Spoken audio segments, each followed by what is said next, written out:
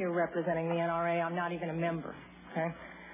Secondly, I'd like to say that in your opening statements, you commented specifically on my testimony, saying that basically it had nothing to do with this issue. And I had to chuckle because then I noticed you had Mr. Brady up here, who was hit not with an assault weapon but with a .22 caliber revolver. So getting beyond that, a couple of years ago, my parents and I went to a cafeteria in Texas on a bright sunny day. We weren't in a dark alley where we weren't supposed to be. And as you all know the story, this madman drove his truck through the window. And he began shooting. Well, immediately, my father and I got down on the floor and put the table up in front of us. And this guy kept shooting. And you're thinking, well, what could it be? Is it a robbery? That's the first thing that generally comes to mind. And he keeps shooting. It took me a good 45 seconds to realize that this man wasn't there to commit a robbery. He wasn't there for a hit. He was there to simply shoot as many people as he possibly could. I can tell you that I'm not mad at the guy that did this. As he continued, it was obvious that he was a madman.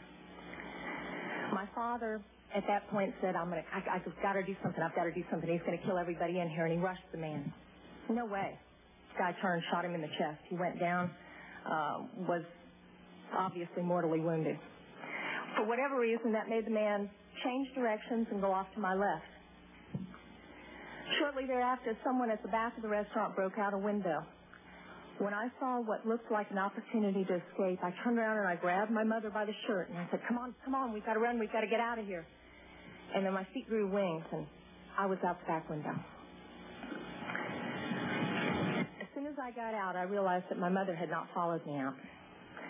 And as I learned from the police officers, she had crawled over to where my father was and cradled him until the guy got back around to her, put the gun to her head. She looked up at him, put her head down, and he pulled the trigger. My parents had just had their 47th wedding anniversary. She wasn't going anywhere.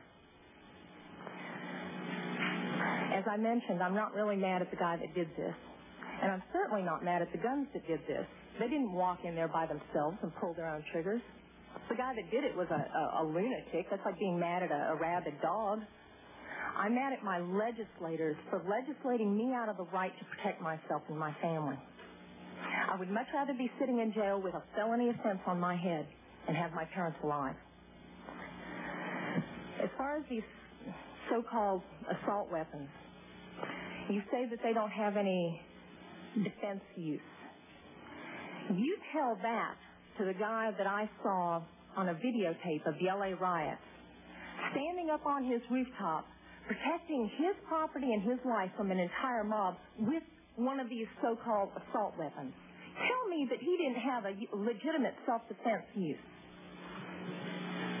Just one final statement.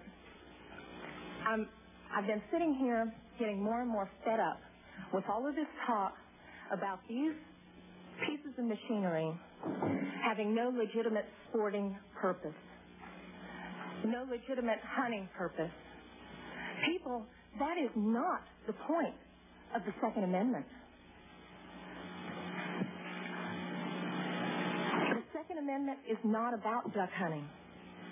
And I know I'm not going to make very many friends saying this, but it's about our rights, all of our rights to be able to protect ourselves from all of you guys up there.